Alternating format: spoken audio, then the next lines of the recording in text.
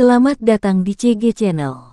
Sebelum lanjut, jangan lupa di-subscribe dan nyalakan tombol notifikasinya, agar sobat semua tidak ketinggalan video-video terbaru kami. Terima kasih.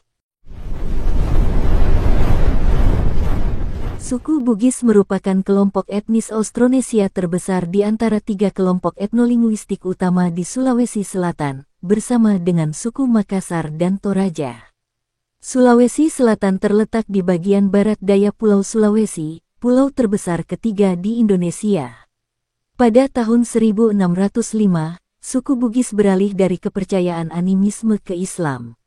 Meskipun mayoritas masyarakat Bugis menganut agama Islam, sebagian kecil dari mereka memeluk agama Kristen serta kepercayaan pra-Islam yang dikenal sebagai Tolotang. Suku Bugis, yang populasinya diperkirakan sekitar 6 juta jiwa dan mencakup 2,5% dari total penduduk Indonesia. Secara historis, mereka juga berperan penting di Semenanjung Malaya, Sumatera, Kalimantan, Kepulauan Nusa Tenggara, serta berbagai wilayah lain di Nusantara tempat mereka bermigrasi secara besar-besaran sejak akhir abad ke-17. Presiden ketiga Indonesia, B.J. Habibie, serta mantan Wakil Presiden Indonesia, Jusuf Kalla, memiliki keturunan Bugis. Di Malaysia, yang di-Pertuan Agong saat ini, Sultan Ibrahim, dan Perdana Menteri ke-8, Muhyiddin Yassin, juga memiliki darah keturunan Bugis. Sebagian besar orang Bugis berbicara dalam bahasa daerah yang khas, yaitu bahasa Bugis Basa Ugi, selain menggunakan bahasa Indonesia. Bahasa Bugis termasuk dalam kelompok bahasa Sulawesi Selatan, yang juga mencakup bahasa Makassar, Toraja, Mandar dan Masen Rempulu. Nama Bugis merupakan eksonim yang berasal dari bentuk lama nama tersebut, sedangkan Ugi adalah endonim yang digunakan oleh masyarakat Bugis sendiri.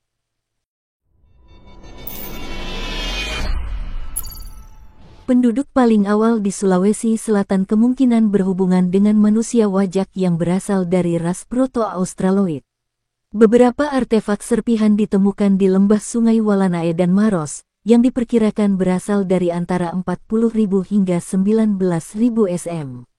Kebudayaan pemburu pengumpul di Sulawesi Selatan dikenal sebagai budaya Toalean, yang didasarkan pada penggunaan alat berupa bilah, serpihan, dan mikrolit. Mereka mungkin berasal dari ras Melanesoid atau Australoid, sehingga berhubungan dengan populasi kontemporer di Papua Nugini atau Australia. Pada tahun 2015, sisa-sisa kerangka seorang wanita muda bernama BC ditemukan di Leang Paninge, Sulawesi Selatan. Kerangka tersebut diperkirakan berusia lebih dari 7.200 tahun.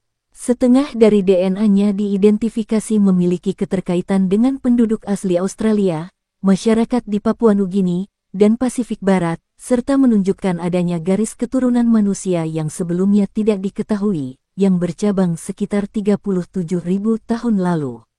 DNA BC memberikan bukti penting dalam memahami migrasi manusia purba.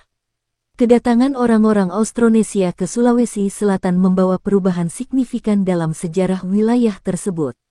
Diperkirakan bahwa mereka tiba sekitar 4.000 tahun yang lalu, membawa serta teknologi bercocok tanam, perahu layar, dan sistem sosial yang lebih kompleks. Orang Austronesia inilah yang kemudian berbaur dengan penduduk asli dan menjadi nenek moyang langsung suku-suku yang ada di Sulawesi Selatan, termasuk suku Bugis.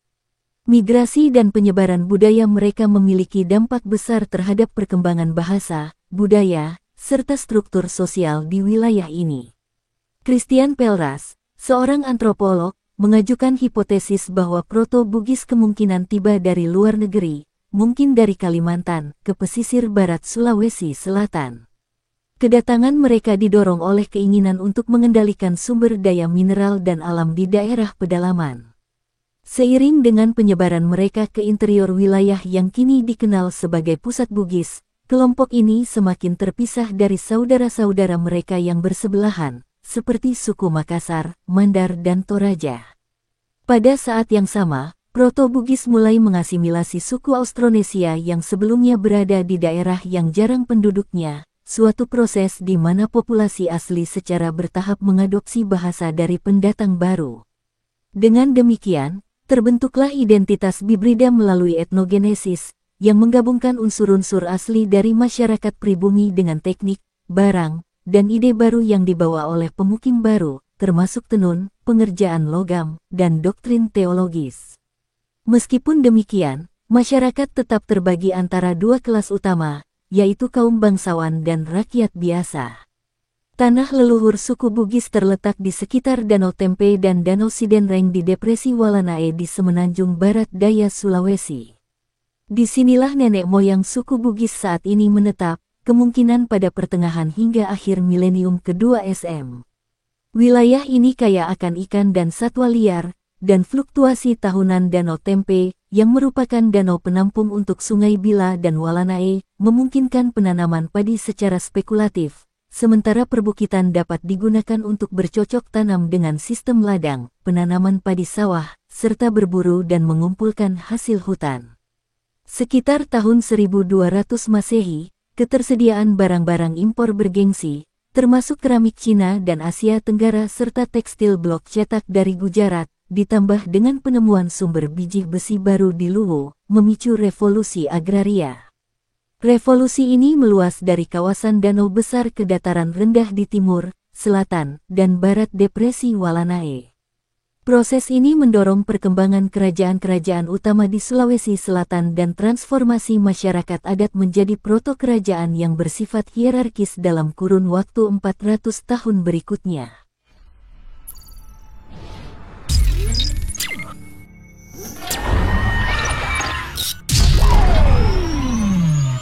Gaya hidup masyarakat Bugis kuno sebagian besar dipertahankan oleh masyarakat Toraja yang masih memeluk agama tradisional hingga awal abad ke-20. Rumah mereka umumnya dibangun di atas tiang, dan komunitas-komunitas tersebut cenderung tersebar di sepanjang tepi sungai, pantai, atau tepi danau. Kegiatan utama pada periode ini meliputi bercocok tanam padi, millet, jali dan tanaman pangan lainnya, menangkap ikan dan kerang, memperoleh hasil hutan, serta berburu hewan liar. Kerbau diimpor dan digunakan dalam acara-acara penting. Penduduk awal kemungkinan mengenakan pakaian yang sederhana. Wanita kemungkinan memakai rok, sementara pria menggunakan cawat dan mungkin juga penutup kepala. Berdasarkan bukti arkeologis, ditemukan sisa-sisa ornamen dari tembaga dan emas. Kerajinan tembikar terlihat ada, meskipun wadah bambu lebih banyak digunakan bersamaan dengan pisau bambu. Senjata terbuat dari besi dan batu, sementara helm dan perisai terbuat dari rotan. Secara teologis, Bugis awal kemungkinan mempraktikkan pemujaan leluhur. Mereka juga memiliki ritual kuno yang berkaitan dengan pertanian dan kesuburan. Umumnya, jenazah dikuburkan, meskipun ada beberapa kasus di mana tubuh jenazah ditempatkan di laut atau danau, atau diletakkan di atas pohon.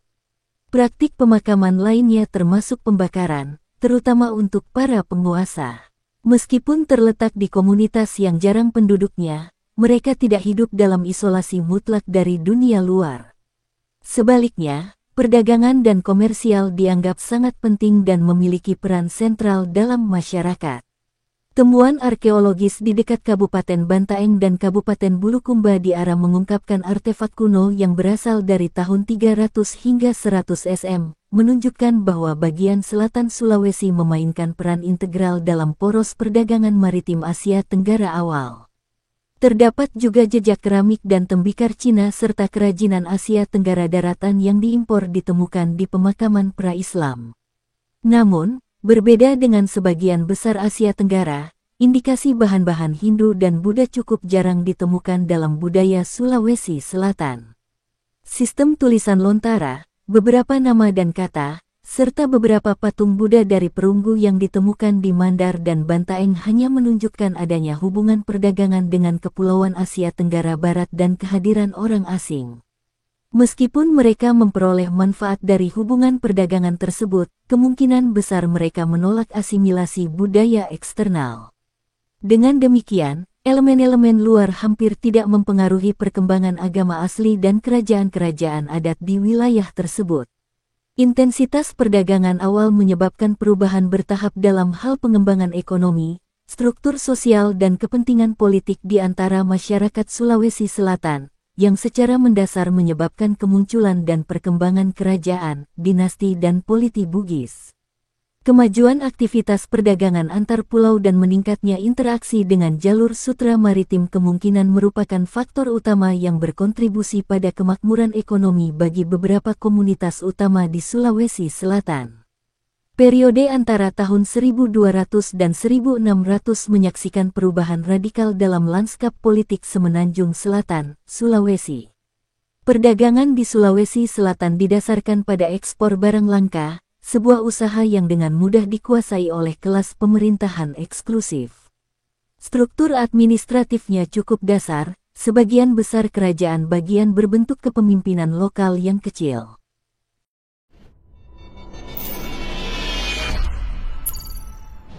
Industri tenun Bugis Makassar kemungkinan dimulai pada abad ke-15. Motif sarung buatan lokal awalnya sederhana, dengan garis-garis vertikal, horizontal, atau pola kotak-kotak yang sederhana, kemungkinan terinspirasi oleh dasar sulap paepa 4 unsur. Pada abad ke-17, desain menjadi semakin terornamen, dengan penambahan berbagai bentuk geometris, kontur, dan urutan. Hampir sejalan dengan fungsi baju bodo di masa lalu, motif dan desain sarung juga digunakan untuk menunjukkan status pemakainya. Bahan sarung biasanya terbuat dari sutra dan kapas. Mode yang sesuai untuk pria Bugis dikenal sebagai jas tutu atau jas tutup pakaian, terbungkus berupa jas berlengan panjang dengan kerah. Jas tutu juga identik dipadukan dengan songkok reka pabiring, songkok tubon, songkok Bugis lipa, sabe, sarung, dan kancing berwarna emas atau perak. Songkok bergaya Bugis terbuat dari anyaman rotan dan benang emas. Selama upacara pernikahan tradisional, pengantin pria juga biasanya mengenakan aksesori yang sangat rumit, termasuk tata ropeng, keris pabekeng, sabuk rope, songket, sigara, penutup kepala, salempang, sabuk gelang, dan sapu tangan. Saat ini, baju bodo dan jas tutu umumnya digunakan sebagai pakaian formal, sering terlihat selama pernikahan, serta dalam fungsi seremonial dan budaya lainnya.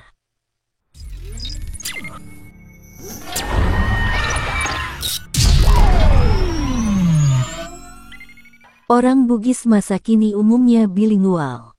Di Sulawesi Selatan, mereka menggunakan dua bahasa utama, yaitu Bugis atau bahasa Indonesia, disesuaikan dengan lingkungan, lingkaran sosial, dan kegiatan.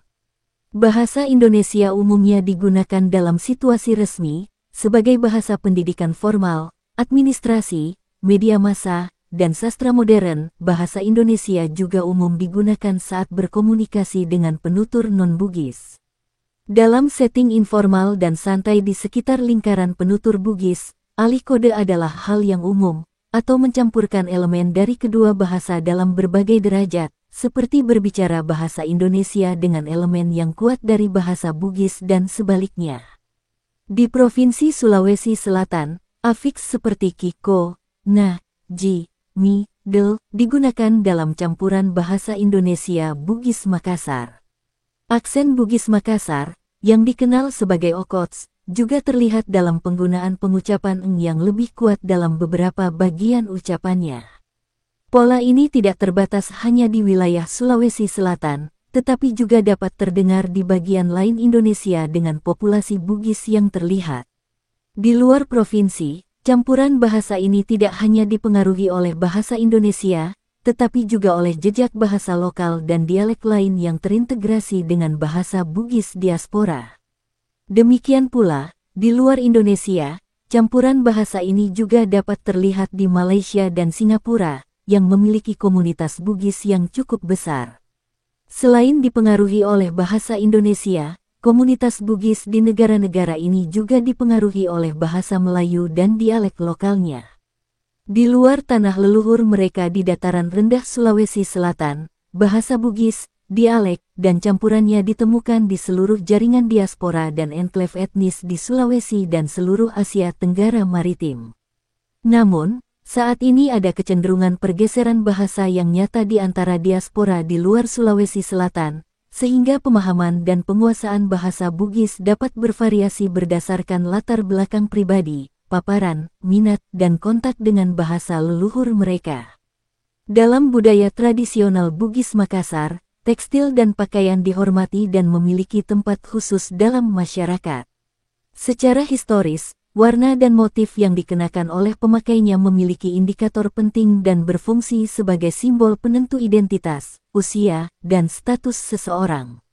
Istilah baju bodo berasal dari bahasa Makassar, yang diterjemahkan sebagai pakaian pendek. Sebaliknya, dalam bahasa Bugis, pakaian ini juga dikenal sebagai waju toko dan waju ponco. Sebagai tunik dengan lengan pendek, pakaian ini biasanya dipadukan dengan sutra atau sarung tenunan. Pakaian ini berasal dari awal abad ke-9, mengikuti pengenalan kain muslin oleh para pedagang asing ke pelabuhan-pelabuhan di Sulawesi Selatan. Kain ini, yang tipis dan ringan, sangat sesuai dengan cuaca tropis lokal di wilayah tersebut. Selain kain muslin, baju bodo juga umumnya dibuat dari kain serat nanas dan kapas. Dengan meningkatnya Islamisasi di kalangan Bugis Makassar, bentuk baju bodo yang terkait muncul. Memiliki lengan lebih panjang, baju lakbu dari bahasa Makassar lakbu, panjang, juga dikenal sebagai bodo panjang. Keduanya berarti kain panjang, disesuaikan dengan interpretasi Islam mengenai aurat dan kesopanan.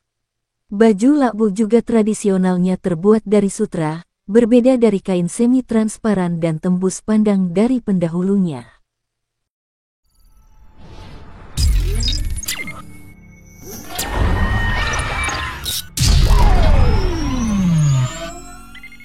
Masakan Bugis merupakan bagian penting dari warisan mereka, meliputi berbagai gaya kuliner dan resep yang sering diasosiasikan dengan masyarakat Bugis.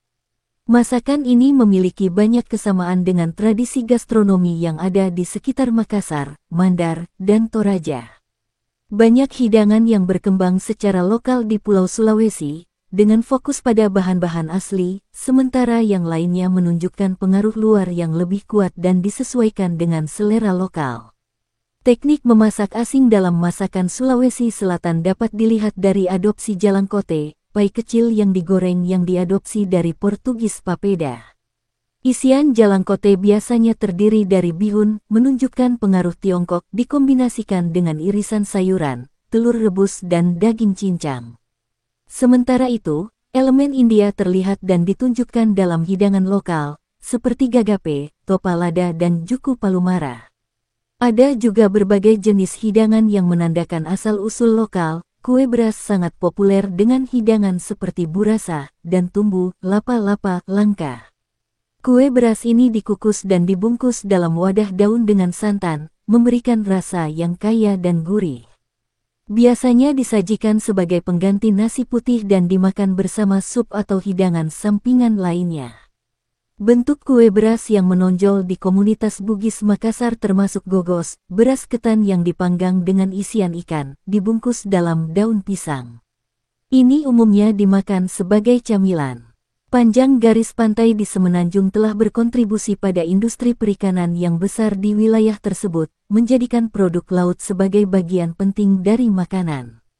Hidangan seperti pak deme, sambal ikan teri, bajabu, serundeng, lawa bale ikan mentah yang dimarinasi, dan sup kaldu jernih dari nasu bale dan nasu meti mencerminkan koneksi maritim yang luas. Selain makanan laut, terdapat juga tradisi kuliner yang beragam dengan penekanan pada daging, yang terlihat pada hidangan yang dimasak dengan metode masak lambat, yaitu nasu liku, nasu paliko dan gore-gore. Hidangan ini biasanya disajikan sebagai hidangan sampingan untuk melengkapi nasi putih biasa, atau dalam beberapa kasus, kue beras. Pisang memiliki pentingnya besar setelah nasi dalam makanan pokok Bugis, karena ditanam secara luas di Sulawesi Selatan. Selain dimakan segar setelah makan, hidangan berbahan dasar pisang sangat luas dalam bentuk camilan dan pencuci mulut, mulai dari berongkok, puding pisang kukus, sanggara Belanda yang karamel, hingga camilan renyah dan gurih seperti sanggara papek pisang yang dihancurkan.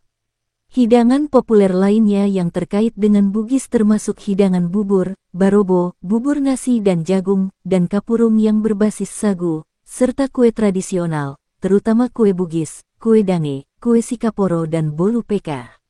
Karena interaksi yang ramah dan pernikahan antar etnis yang umum dengan masyarakat Makassar yang sejenis, banyak hidangan unik Makassar juga dinikmati secara luas oleh Bugis, termasuk coto Makassar, sop saudara, palu basah, palu kaci, palu mara dan konro, atau pencuci mulut seperti cucuru, tene dan es palu butong.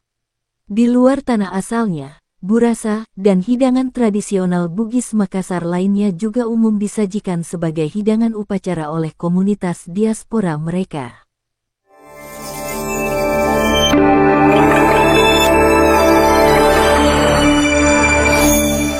Terima kasih telah menonton video CG Channel.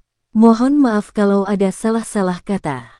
Kopat lepet godonge janor, salah luput tetep dadi sedulur.